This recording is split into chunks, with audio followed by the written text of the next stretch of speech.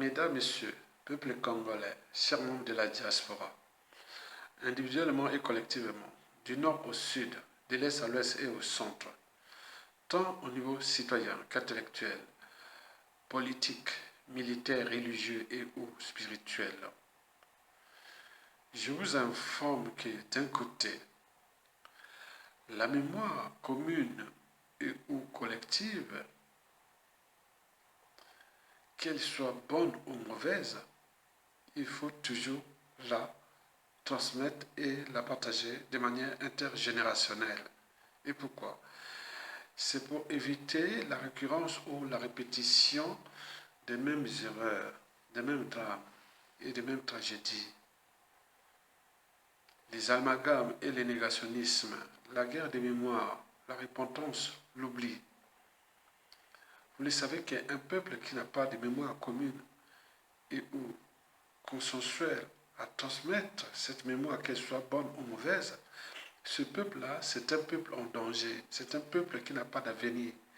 Parce que le futur, c'est tout justement le passé et le présent qu'on ignore. Par conséquent, vous devez toujours transmettre cette mémoire. Parce que si vous pensez que l'éducation coûte cher, essayez l'ignorance. Elle est d'ailleurs la pire des souffrances.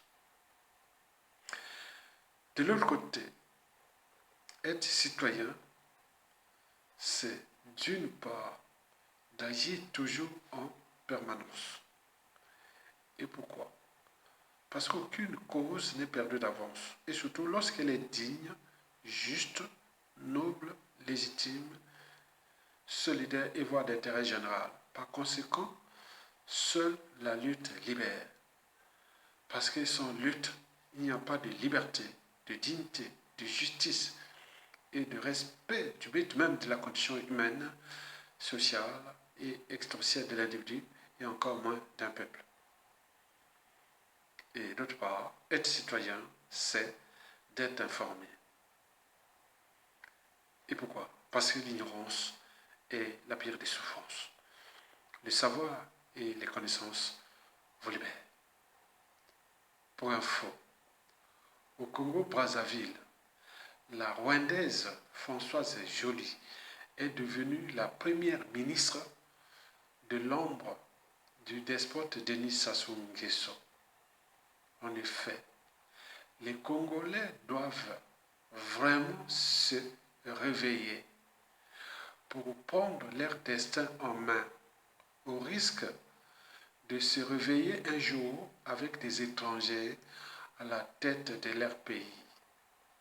En effet, la franco-rwandaise Françoise Joly n'est pas arrivée par hasard au cœur du pouvoir congolais.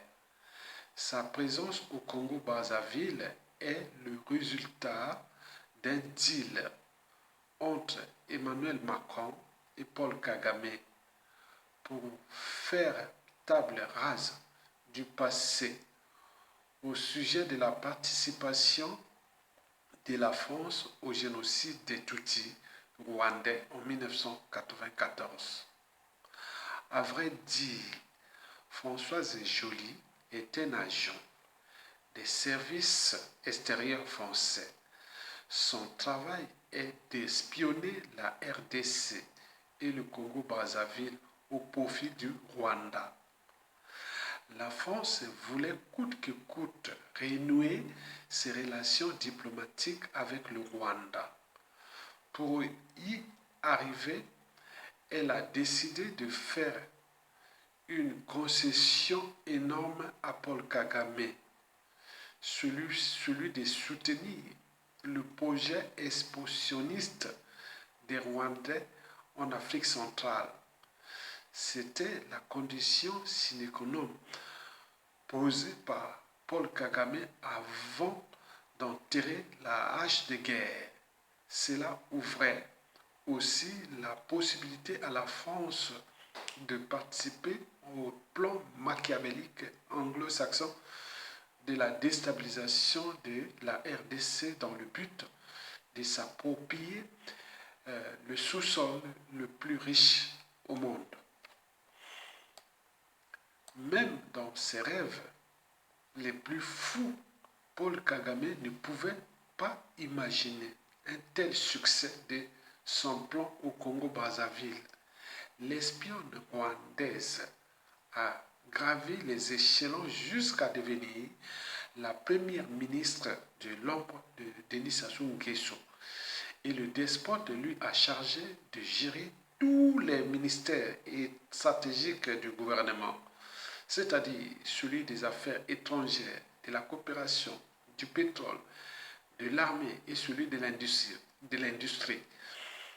Du coup, les ministres en charge de ces ministères sont devenus des supplétifs de Mme Françoise Joly. Et ce désordre gouvernemental commence sérieusement à inquiéter les Congolais. C'est un mélange de genres auquel les Congolais ne sont pas habitués. Ce chevauchement des départements ministériels a créé une vraie confusion au sein du gouvernement. Certains ministres ne savent plus qui est réellement le chef du gouvernement et d'autres doivent demander probablement la permission à la Miss Tutti française Françoise Joly pour ne pas se faire engueuler. Mesdames, Messieurs, peuple congolais, chers membres de la diaspora, mais où va notre pays?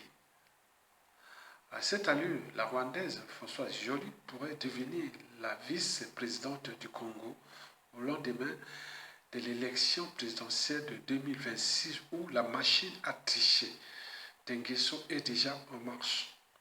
Par ailleurs, les soutiens de Mme Françoise Joly ont déjà commencé à faire campagne sur la place de Paris. J'ai oublié de vous dire qu'elle serait en train de préparer un méga projet pour apporter l'eau et l'électricité aux Congolais, mais aussi à ramener des investisseurs étrangers pour créer des emplois spécialement dédiés à la jeunesse congolaise désœuvrée. Depuis quand une conseillère diplomatique et puis encore étrangère s'intéresse-t-elle au projet d'adduction d'eau et d'électricité d'un pays? Peuple congolais, si nous ne prenons pas garde, dans quelques mois,